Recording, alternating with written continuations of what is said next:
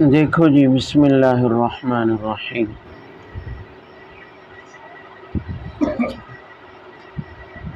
آیت نمبر 20۔ وَتَفَقَّدَ الطَّيْرَ فَقَالَ مَا لِيَ لَا أَرَى الْهُدْهُدَ أَمْ كَانَ مِنَ الْغَائِبِينَ لَأُعَذِّبَنَّهُ عَذَابًا شَدِيدًا أَوْ لَأَذْبَحَنَّهُ أَوْ لَيَأْتِيَنِّي بِسُلْطَانٍ مُبِينٍ۔ واقعہ چل رہا ہے حضرت سلیمان علیہ السلام اور قوم سبا کی ملکہ بلقیس کا، اور یہ واقعہ کیوں سنایا جا رہا ہے، کس کو سنایا جا رہا ہے؟ کل بتایا تھا مشرکین مکہ کو۔ کس لیے سنایا جا رہا ہے؟ فرعون والے واقعے کے مقابلے میں، کہ تم فرعونیوں کی طرح تکبر اور غرور کر کے منکر نہ بنو، بلکہ تم ملکہ بلقیس کی طرح حقیقت کو پہچاننے کے بعد تکبر سے باز آ جاؤ، اور ملکہ بلقیس کی طرح تم بھی عاجزی اختیار کرو اور بات مان لو۔ اس واقعے کو میں نے کل بتایا تھا کہ 3 حصوں میں تقسیم کر دیتے ہیں۔ پہلا حصہ تھا جس میں ذاتی طور پر حضرت سلیمان علیہ السلام اور ان کے فضائل کے اوپر بات کی گئی تھی، ان کی کچھ خصوصیات، کہ اللہ نے انہیں ایک خاص قسم کا علم، نبوت اور اقتدار عطا فرمایا تھا۔ اب یہ واقعے کا دوسرا حصہ آپ کہہ سکتے ہیں کہ پہلے حصے میں ہم نے پڑھا کہ سلیمان علیہ السلام کے لشکر میں انسانوں کے ساتھ ساتھ جنات اور پرندے بھی شامل تھے، اور سلیمان علیہ السلام کا اقتدار اور حکومت انسانوں کے علاوہ جنات اور پرندوں پر بھی تھی، اور پرندوں کی بولی، ان کی آواز، زبان سمجھتے تھے۔ تو وہ پرندے جو سلیمان علیہ السلام کی فوج کا باقاعدہ حصہ تھے، یعنی سپاہی تھے، ان کی باقاعدہ حاضری لگتی تھی کہ کہیں کوئی ادھر ادھر غائب نہ ہو جائے، گم نہ ہو جائے، غیر حاضر نہ ہو جائے۔ تو سلیمان علیہ السلام نے ایک دن پرندوں کی حاضری لی، تو ایک پرندہ جو ہدہد نامی تھا وہ غائب تھا، حاضری کے ٹائم میں موجود۔ تو سلیمان علیہ السلام نے اس پر ناراضگی کا اظہار فرمایا، اور فرمایا کہ جب یہ آئے گا یا تو یہ کوئی مجھے معقول عذر بتائے گا، اپنی غیر حاضری کی وجہ بتائے گا جو معقول ہو، لیکن اگر معقول عذر اس نے نہیں دیا تو پھر یا تو میں اس کو سزا دوں گا، لَأُعَذِّبَنَّهُ عَذَابًا شَدِيدًا، سخت سے سخت کیا دوں گا؟ سزا، کیونکہ حکم کی کیا کر رہا ہے؟ نافرمانی، اور نبی کے حکم کی نافرمانی گناہ ہے، سخت گناہ ہے، تو اس کی سزا بھی کیا ہوگی؟ سخت ہوگی۔ اور دوسرا فرمایا کہ یا پھر یہ ہے کہ میں اس کو سزا کے طور پر کیا کروں گا؟ ذبح کر کوئی پکا کے کھا جاؤں گا۔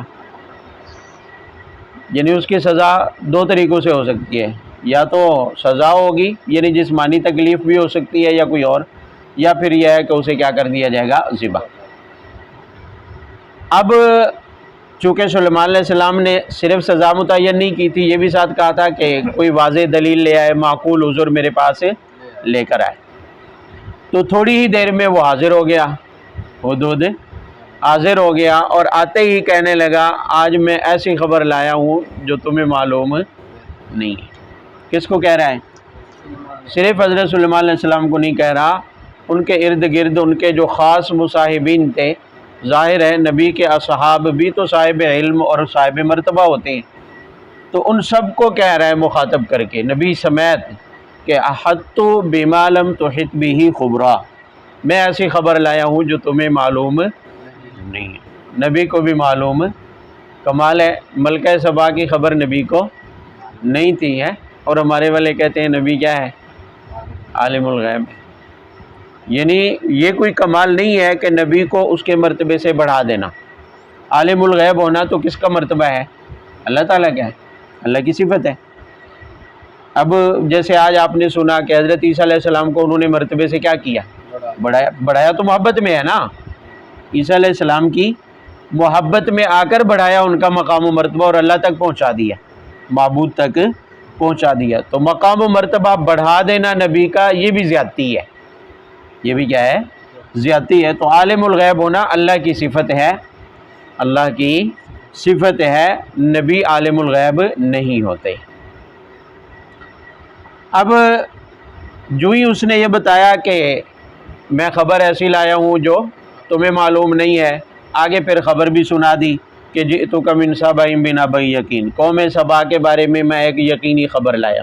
میں نے کل بتایا تھا کہ قوم سبا کہاں پر آباد تھی؟ یمن، یمن کے علاقے میں کیا تھی؟ آباد تھی، اور اسی قوم سبا کی ملکہ تھی ملکہ بلقیس۔ تو اس نے ساری صورتحال بتائی، انی وجدت امرأۃ تملکہم، میں نے دیکھا ہے کہ وہاں ایک عورت ان کی کیا ہے؟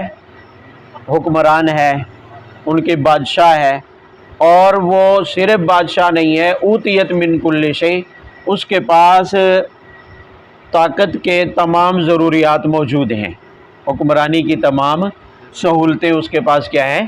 اوتیت من کل شیء کا یہی مطلب ہے۔ یہ مطلب نہیں ہے کہ دنیا کی ہر چیز اسے دے دی گئی، یا ہر چیز سے مراد کیا ہے کہ حکمرانی کے لیے جو چیزیں درکار ہوتی ہیں وہ سب اس کے پاس کیا ہیں؟ یعنی اس کے پاس فوج ہے، اس کے پاس مشیر ہیں، اس کے پاس وہ آلات ہیں وہ جن کے جو جنگ میں استعمال کے لیے ضروری ہوتے ہیں، یا لوگوں کو کے انتظامات کے لیے جو چیزیں ضروری ہوتی ہیں وہ سب اس کے پاس موجود ہیں۔ اور ساتھ ہی کہا کہ وَلَهَا عَرْشٌ عَظِيمٌ، اس کا ایک بڑا تخت بھی ہے، اس کا ایک بڑا تخت بھی ہے۔ چونکہ سلیمان علیہ السلام کا تخت بھی مشہور تھا کہ ہوا لے کر اڑتی تھی اسے، تو اس نے تخت کا ذکر زیادہ ضروری سمجھا، تو ہدہد نے وہ ساری صورتحال بتا دی، اور آگے ان کا عقیدہ اور نظریہ بھی بتایا کہ وجدتها وقومها يسجدون للشمس۔ صرف اتنا بتانا کافی نہیں تھا کہ وہ بادشاہ ہے، کیونکہ سلیمان علیہ السلام صرف حاکم نہیں تھے کہ جا کر حملہ کرتے اور زمینیں فتح کرتے، بلکہ ساتھ اللہ کے نبی بھی تھے، تو اس لیے ان کا نظریہ اور عقیدہ بتانا بھی ضروری تھا۔ تو اس نے پوری خبر بتائی کہ وہ لوگ سورج کی پوجا کرتے ہیں، سورج کو سجدے کرتے ہیں، اور اللہ رب العزت کی عبادت سے وہ دور ہیں، اللہ کو چھوڑ کر وہ سورج کی پوجا کرتے ہیں۔ اور ساتھ ہی اپنی طرف سے بتایا کہ زین لہم الشیطان اعمالہم، شیطان نے ان کے اس غلط عمل کو ان کے لیے کیا کر دیا؟ مزین کرنے کا مطلب کیا ہے کہ وہ اپنے اس عمل کو ہی اچھا سمجھتے ہیں، یعنی اس شرک کو، سورج کو جو وہ معبود مانتے ہیں، سورج کو جو وہ سجدہ کرتے ہیں، اپنے اس عمل کو ہی برحق عمل سمجھتے ہیں۔ ظاہر ہے کہ ایک بندہ ہو گمراہ لیکن اپنی اس گمراہی کو حق سمجھے تو اسے جلدی توبہ کی توفیق، وہ ہدایت کا طلبگار ہی نہیں بنے گا، کیونکہ اپنے ہی عمل کو وہ کیا سمجھ رہا ہے؟ برحق۔ ہاں اس کے بارے میں شک و شبے میں پڑے گا تو پھر تحقیق کرے گا، پھر تفتیش کرے گا، اور تلاش جستجو کے بعد اسے معلوم ہو جائے گا کہ میرا عمل کیا تھا؟ غلط۔ آگے فرمایا اللہ یسجد للہ الذی یخرج الخبأ فی السماوات والارض ویعلم ما تخفون وما تعلنون۔ سلیمان علیہ السلام نے یا ہدہد نے آگے اس پر بطور تردید کے یہ جملہ کہا ہے کہ ان لوگوں کو تو چاہیے تھا کہ بجائے سورج کی پوجا کرنے کے اس ذات کی پوجا کرتے جو آسمانوں اور زمین کی مخفی چیزوں کو جانتا ہے، لوگوں کے مخفی اور ظاہر اعمال کو بھی کیا ہے؟ نہیں سمجھے بات کو؟ بھئی سورج کو دور سے دیکھ کر چمکتا ہوا، روشن، دمکتا ہوا دیکھتے ہیں، اور یہ اس پر دھوکہ کھا جاتے ہیں کہ یہ شاید اس کی اپنی اصلی طاقت ہے۔ حالانکہ حقیقت میں اگر دیکھا جائے، اس کے اندر جھانک کر دیکھا جائے، اس کے اندر غور و فکر کیا جائے، تو یہ سورج کی چمک دمک بھی کس کی وجہ سے ہے؟ اللہ کی وجہ سے، اللہ کے حکم سے ہے۔ اور سورج کے پیدا کرنے والا کون ہے؟ اللہ۔ تو سورج کی چمک دمک یہ سورج کا کوئی ذاتی کمال نہیں ہے، بلکہ یہ تو کس کا کمال ہے؟ پیدا کرنے والی ذات کا کمال ہے، اور وہ ذات ایسی ہے جو آسمانوں اور زمین کی پوشیدگیوں تک کو کیا ہے؟ جانتا ہے۔ لہٰذا اگر کسی کے کمال کی وجہ سے، خوبیوں کی وجہ سے اس کی عبادت کرنی ہے، وہ تو اللہ کی ذات ہے، کیونکہ وہ تمام کمالات اور خوبیاں اللہ پر جا کر ختم ہو جاتی ہیں، حقیقی مستحق ہے تمام خوبیوں کا، لہٰذا انہیں اللہ کی ذات کا سجدہ کرنا چاہیے، نہ کہ اللہ کے علاوہ سورج کا سجدہ۔ یہ کچھ درمیان میں عارضی سی بات آ گئی۔ اب سلیمان علیہ السلام نے ہدہد کو کہا چلے مان لیتے ہیں، ممکن ہے، ہو سکتا ہے آپ کی خبر جو آپ دے رہے ہیں وہ ایسی ہی ہو، لیکن ہم اس کی تصدیق کریں گے. ہم اس کی کیا کریں گے؟ ہم دیکھیں گے اصدقتا ام کنت من الکاذبین کہ تو صرف جان چھڑانے کے لیے جھوٹ بول رہا ہے یا یہ حقیقت ہے. اب اس کے امتحان لینے کا طریقہ کیا تھا کہ سلیمان علیہ السلام نے اس کو کہا یہ میرا خط ہے، یہ میرا خط ہے، تم ان کے پاس لے کر جاؤ، اس ملکہ کے پاس لے کر جاؤ. خط ان کے پاس ڈال دینا ہے، لیکن واپس ہٹ کر چھپ جانا ہے اور ان کی باتیں سننی ہے کہ وہ خط کے بارے میں کیا مشورہ کرتے ہیں، خط کے بارے میں کیا مشورہ کرتے ہیں. چنانچہ وہ خط لے کر گیا اور ہدہد نے جا کر ان کے پاس خط ڈال دیا. تو اس ملکہ سبا نے وہ خط کھولا، اپنے درباریوں کو، مشیروں کو، وزیروں کو بلایا اور ان کے سامنے خط پڑھ کر سنایا. لیکن خط سے پہلے اس نے ایک جملہ کہا، کہنے لگی کہ یا ایھا الملأ انی القی الی کتاب کریم، کہ میرے پاس ایک معزز خط آیا ہے، میرے پاس ایک. یہ جملہ بتا رہا ہے کہ وہ بہت ہی زیادہ ہوشیار اور سمجھدار تھی کہ خط کے الفاظ ہوگا، مشورہ ہوگا. تو اس نے کہا جب تک یہ مجلس ختم ہوتی ہے میں ختم ہونے سے پہلے ہی لے آؤں گا. سلیمان علیہ السلام نے کہا اس سے بھی جلدی چاہیے. تو قال الذی عندہ علم من الکتاب، سلیمان علیہ السلام کا ایک صحابی کہہ لیں، ساتھی انسانوں میں سے جو صاحب علم تھا، جس کو اللہ نے کتاب کا آسمانی علم عطا کیا تھا، تو اس نے ہاتھ کھڑا کیا. اس نے کہا کہ میں اس سے بھی جلدی لے آتا ہوں. کتنی دیر میں؟ کہنے لگا کہ پلک جھپکنے سے بھی پہلے لے آؤں گا. آپ آنکھ جھپکیں گے اور ادھر تخت آپ کے سامنے کیا ہوگا؟ حاضر. اور یہی ہوا کہ آنکھ جھپکنے کی مقدار میں اس نے تخت لا کر رکھ دیا. اس نے وہ تخت لا کر، انسان ہے، نبی کا کیا ہے؟ ساتھی ہے. یوں سمجھ لیجئے کہ حضرت سلیمان علیہ السلام کی امت کا صدیق اکبر ہے. نہیں سمجھے بات کو؟ بھئی اس وقت کی جو حضرت سلیمان علیہ السلام کی امت تھی ان کا افضل ترین شخص تھا. وہ سب سے پہلے نمبر کا حضرت سلیمان علیہ السلام کا ساتھی تھا. سلیمان علیہ السلام کے بعد صاحب علم و فضل اور بزرگی اور تقوی والا تھا. جیسے رسول اللہ صلی اللہ علیہ وسلم کے بعد اس امت کے صدیق اکبر حضرت ابوبکر صدیق رضی اللہ تعالیٰ عنہ ہیں اور سب سے افضل ہیں، تو وہ بھی ایسا ہی ایک ان کا صاحب علم ساتھی تھا. اب وہ کیسے لے آیا اتنی جلدی؟ سلیمان علیہ السلام اللہ کے نبی ہو کر بھی اس سے کام لے رہے ہیں، خود کیوں نہیں منگوا لیا؟ اور پھر یہ عقل میں آنے والی بات بھی وہ کہتے ہیں نا اس کی تو کوئی لاجک سمجھ میں نہیں آتی. لیکن ایمان والے کے لیے تو کسی لاجک شاجک کی ضرورت ہی. بھئی ہم اس قرآن پر ایمان لائے ہیں اور اللہ کی ذات پر کیا لائے ہیں، اور اللہ کہہ رہا ہے کہ ایسا ہی ہوا. میں نہیں کہہ رہا، نہ کوئی اور بندہ کہہ رہا ہے، بلکہ اللہ تعالیٰ خود فرما رہے ہیں کہ واقعی سلیمان علیہ السلام کا وہ ساتھی کیا ہے، اتنی ہی دیر میں وہ تخت لے آیا. وہ تخت اب یہ ہے کیا بلا کہ اتنی دیر میں یہ سب کچھ ہو جائے، یہ کیسے ممکن ہے؟ بھئی کوئی انسان ایسا تو کر نہیں سکتا ہے. بھئی میں آپ اگر عقل سے اگر اس بات کو سمجھنا چاہتے ہیں تو اب ہمارے سامنے تو یہی سوال کھڑا ہوگا نا کہ ہم نے اب تک کوئی ایسا انسان دیکھا نہیں ہے جو اتنی پھرتی دکھائے اور اتنی تیزی دکھائے کہ اتنی میلوں دور تخت کو پلک جھپکتے حاضر کر دے. ایسا تو ناممکن سی بات ہے. اتنا تو اس جدید ترین دور کا طیارہ بھی وہ اتنی تیز رفتار نہیں چلتا ہے، ٹیکنالوجی کا دور ہے. تو دراصل مسئلہ یہ ہے کہ اگر یہ تیزی اور اتنی جلدی میں یہ تخت لانا جو کہ ایک عام انسان کے بس کی بات نہیں ہے، انسان کی طاقت سے باہر ہے، اگر تو یہ انسانی فعل مانے تو واقعی نہ سمجھ آنے والی بات ہے، واقعی. لیکن یہ سب کچھ انسان کا فعل نہیں تھا. کس کا تھا؟ اللہ تعالیٰ کا تھا. کس کا تھا؟ کیسے؟ اسی کو تو معجزہ اور کرامت کہتے ہیں. اسی کو تو کیا کہتے ہیں؟ بھی ایک ایسا کام جو انسان کے ہاتھ پر محال ہے، ہو ہی نہیں سکتا ہے، عادتاً ایسا ہو ہی نہیں سکتا ہے۔ خلاف عادت کوئی کام انسان کے ہاتھ پر کیا ہو جائے؟ ظاہر۔ اب جس انسان کے ہاتھ پر ظاہر ہوا وہ اگر نبی ہے تو معجزہ ہے، اگر وہ ولی ہے تو وہ کیا ہے؟ کرامت ہے۔ ولی کے ہاتھ پر ظاہر ہو تو وہ کیا ہے؟ اور اگر نبی کے ہاتھ پر ظاہر ہو جائے تو وہ کیا ہے؟ معجزہ ہے۔ لیکن معجزہ اور کرامت فعل تو کس کا ہوتا ہے؟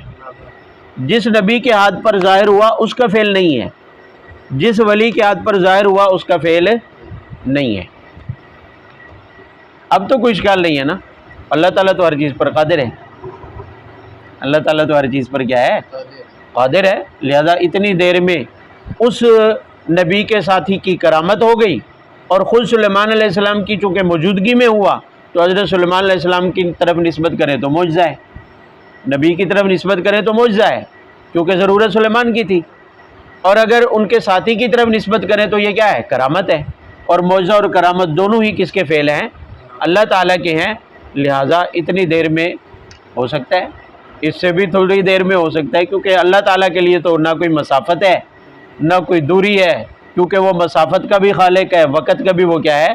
خالق ہے، اور علی کل شیء قدیر، وہ ہر چیز پر کیا ہے؟ قادر ہے۔ بات سمجھ آئی ہے؟ اب معجزہ اور کرامت پہلے ہی آپ کو بتایا جا چکا ہے کہ معجزہ کس لیے ہوتا ہے؟ نبی کی تصدیق کے لیے۔ بے اللہ تعالیٰ اپنا خاص فعل نبی کے ہاتھ پر ظاہر کر دیتے ہیں تاکہ لوگ سمجھ جائیں کہ یہ کوئی عام آدمی نہیں ہے جس کے ہاتھ پر اللہ کے افعال صادر ہو رہے ہیں، مطلب اس کو اللہ کی تائید حاصل ہے۔ یا ولی کے ہاتھ پر ظاہر ہو جائے تو یہ اس کے اللہ کا ولی ہونے کی کیا ہوتی ہے؟ علامت، پہچان ہوتی ہے۔ لیکن یہ ضروری نہیں ہے کہ ولی وہی ہوگا جس کے ہاتھ پر معجزہ ظاہر ہو، اور جس کے ہاتھ پر خلاف عادت کام ظاہر ہو جائے ضروری بھی نہیں کہ وہ کرامت ہو، ضروری بھی نہیں کہ وہ کرامت تبھی بنے گی جب ولی کے ہاتھ پر ہو۔ اگر ایسے انسان کے ہاتھ پر ظاہر ہوگی جس میں ولی کی اور کوئی تعریف نہیں پائی جاتی، ولی تو اس کو کہتے ہیں نا جو شریعت کا پابند ہو، جو شریعت کا، ایک آدمی شرابی ہے، حرام خور ہے، کافر ہے، بے ایمان ہے، فاسق ہے، اس کے ہاتھ پر بھی خلاف عادت کام ظاہر ہو گیا، خلاف عادت کام کیا ہو گیا؟ اور ایسا ہو بھی سکتا ہے، لیکن اسے کرامت ہے نہیں کہیں گے، بلکہ اسے کیا کہیں گے؟ استدراج۔ کیا؟ اللہ تعالیٰ اس بندے پر ایسا ناراض ہے، استدراج کا مطلب سمجھا رہا ہوں آپ کو مفہوم، کہ اللہ تعالیٰ اس بندے کے فسق و فجور، اس کے کرتوتوں سے ایسے ناراض ہیں کہ اللہ تعالیٰ اب چاہتے ہی نہیں کہ یہ ہدایت کی طرف ہے۔ اب اس کا ایک ہی صورت ہے کہ اللہ تعالیٰ اس کے ہاتھ پر کوئی ایسا خلاف عادت کام کیا کر دیتے ہیں؟ ظاہر، جس کے گھمنڈ میں وہ اپنے بارے میں یہ خیال کرنا لگتا ہے کہ میں تو پہنچی ہوئی سرکار ہوں، میں تو کیا ہوں، اور اسے ہدایت کی توفیق نصیب نہیں ہوتی، اور وہ اپنی اسی گمراہی میں مر جاتا ہے۔ اسے استدراج کہتے ہیں۔ تو اب خلاف عادت کام ولی کے ہاتھ پر ظاہر ہو جائے تو کرامت ہے، لیکن ایسے بندے کے ہاتھ پر ظاہر ہو جائے جو ولی نہیں ہے، کیونکہ ولی کی تعریف کیا ہے؟ جو پابند شریعت ہو، جو پابند شریعت ہو۔ اب ایک ایسا بندہ جو پابند شریعت بھی نہیں، حتیٰ کہ مومن بھی نہیں ہے، کافر ہے، اس کے ہاتھ پر خلاف عادت کام ہو جاتا ہے۔ خلاف عادت کام، بھئی کوئی کافر ہے، اس سے بندے نے جا کے ہاتھ پھروایا بیمار نے، اور وہ مرتا ہوا بچ گیا، مرتا ہوا کیا ہے؟ تندرست ہو گیا محض ہاتھ پھیرنے سے، تو اب ظاہر ہے وہ کافر ہے، ایمان ہی نہیں ہے اس کا، تو نیک ہونا، ولی ہونا تو دور کی بات ہے، لیکن اس طرح ہاتھ پھیرنے سے شفا مل جائے، یہ ایک طرح کی کیا ہے؟ خلاف عادت بات ہے، خلاف عادت ہے۔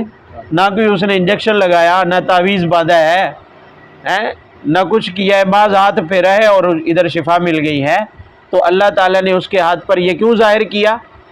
تاکہ وہ اس گمنڈ میں، اس غرور میں مبتلا ہو جائے کہ اب میں پہنچی ہوئی سرکار ہوں، لہذا میں جس حالت میں ہوں بس یہی حالت میری کامیابی کی دلیل ہے، وہ اس سے ہٹنے نہ پائے، وہ اس سے ہٹنے، یہاں تک کہ اسی حالت میں مر جائے اور سیدھا کہاں جائے؟ جہنم۔ یہ اللہ کی ناراضگی کی علامت ہوتا ہے، جسے استدراج کہتے ہیں، جسے کیا کہتے ہیں؟ استدراج۔ ہمارے بہت سارے لوگ کہتے ہیں کہ فلانا تو وہ کہتے ہیں ہندو ہے، پتہ نہیں کون ہے، وہ دم کرتا ہے تو ٹھیک ہو جاتے ہیں بندے، اس میں معاملات ایسے ہی ہوتی ہیں۔ ایک فاسق فاجر ہے، ملنگو جیسی شکل بنائی ہوئی ہے، نہ نماز کے قریب جاتا ہے، نہ داڑھی ہے، نہ شریعت کے مطابق اس کا کوئی عمل ہے، لوگوں کو تعویذ لکھ کے دیتا ہے، دم درود کرتا ہے اور عجیب و غریب چیزیں دکھاتا ہے، لوگ کہتے ہیں یہ ولی ہے، کیونکہ اس کی کرامتیں کیا ہو رہی ہیں؟ ظاہر ہو رہی ہیں، اور عمل اس کا ایک بھی شریعت کے مطابق نہیں ہے، تو وہ ولی نہیں ہے، یہ استدراج ہے۔ خود اس کے لیے بھی استدراج ہے، اور اس کے اوپر جو یقین رکھ رہے ہیں ان کے لیے بھی آزمائش ہے، ان کے لیے بھی کیا ہے؟ آزمائش ہے، کہ وہ بھی اس گمراہی کے اندر کیا ہوتے جا رہے ہیں؟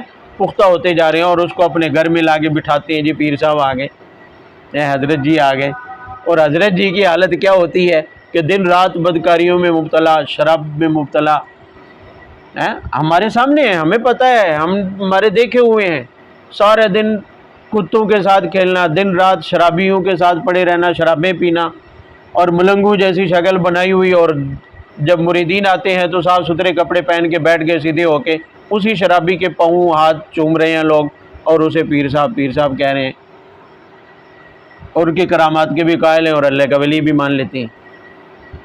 بات سمجھ آ رہی ہے؟ تو ولی اسے کہتے ہیں جو پابند شریعت ہو، خلاف عادت کام اس کے ہاتھ پر ظاہر ہو جائے تب بھی وہ ولی نہیں ہے، جب تک کہ وہ شریعت کا پابند نہیں ہے۔ حتیٰ کہ علماء نے تو لکھا ہے کہ ہوا میں اڑتا ہوا بھی ایسا بندہ نظر آ جائے تو وہ کبھی بھی اس کے ولی ہونے کی دلیل نہیں ہے، اس لیے کہ خلاف عادت کام ہے ہوا میں اڑنا، لیکن خلاف عادت کام ہر بندے کے ہاتھ پر ظاہر ہو وہ اس کے ولی ہونے کی دلیل نہیں ہوتا۔ خیر، بات چلی تھی یہاں سے کہ وہ ایک ہی پلک جھپکنے کی مقدار میں وہ تخت اس نے حاضر کر دیا۔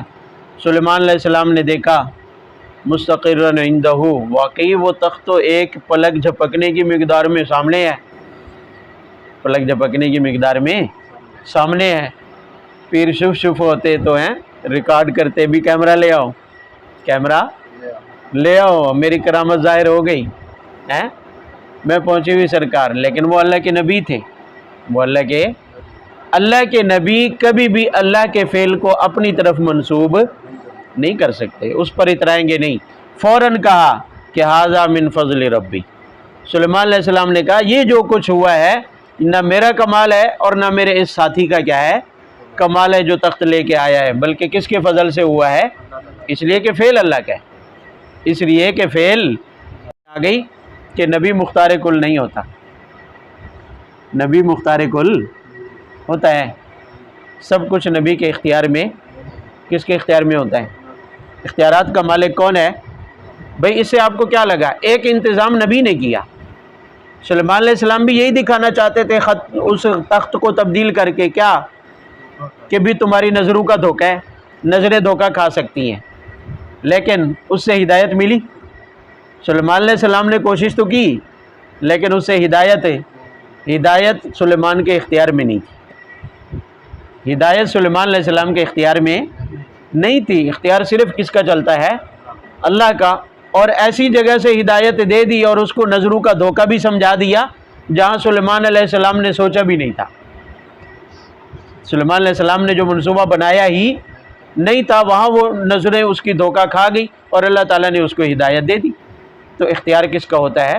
اور قرآن میں تو واضح اعلان ہے انک لا تہدی من احببت ولکن اللہ یہدی من یشاء، اللہ تعالیٰ آپ صلی اللہ علیہ وسلم کو مخاطب کر کے فرما رہے ہیں آپ کسی کو ہدایت نہیں دے سکتے، من احببت جسے آپ چاہیں آپ اسے ہدایت، ولکن اللہ یہدی من یشاء، ہدایت اللہ جس کو چاہتے ہیں دیتے ہیں، آپ کے پاس اختیار مختار کل صرف اللہ کی ذات ہے، نبی کو اس کا اختیار نہیں ہوتا۔ یہ واقعہ، یہ ساری صورتحال بھی یہی بتا رہی ہے کہ ہر چیز کا اختیار اللہ کے پاس ہے اور یہ صرف اللہ کی صفت ہے۔ وآخر دعوانا